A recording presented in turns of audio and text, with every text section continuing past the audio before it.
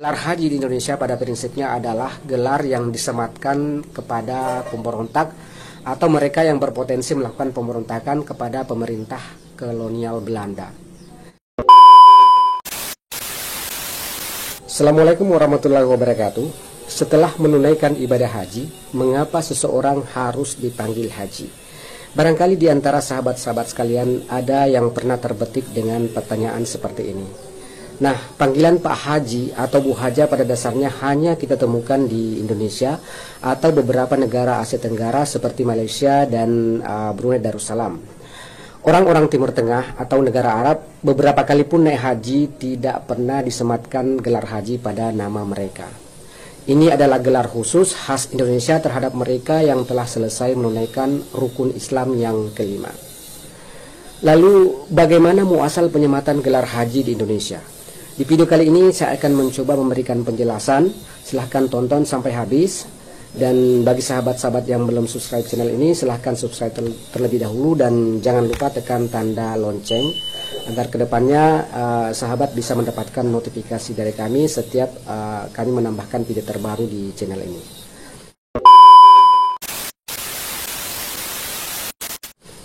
Oke sahabat, hal pertama yang penting diketahui bahwa ibadah apapun dalam Islam tidak melahirkan gelar. Orang yang telah menunaikan ibadah puasa misalnya tidak pernah disematkan gelar puasa pada nama mereka. Tapi mereka yang telah menunaikan ibadah haji selalu dipanggil Pak Haji atau Bu Haja. Ini murni gelar yang tidak bernilai ibadah, yang bermula sejak zaman kolonial Belanda. Sejarahnya dahulu, ketika mereka yang telah menunaikan ibadah haji dianggap atau dicurigai telah terpapar paham pan-Islamisme yang merupakan paham pemberontakan dari perspektif kolonial Belanda ketika itu, seperti halnya paham komunisme.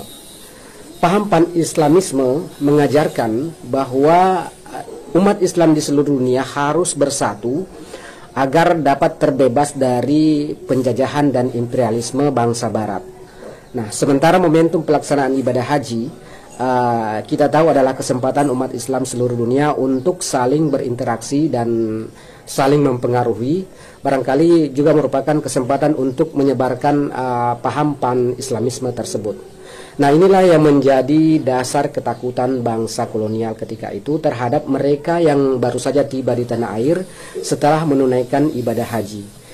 Ketakutan tersebut cukup beralasan mengingat banyak tokoh pejuang kemerdekaan semisal Kiai Haji Wahid Hasim, Kiai Haji Ahmad Dahlan, Hos Cokro Aminoto, dan Kiai Haji Samanhudi semakin gencar melakukan gerakan perlawanan terhadap pemerintah kolonial ketika baru saja menunaikan ibadah haji di Tanah Suci.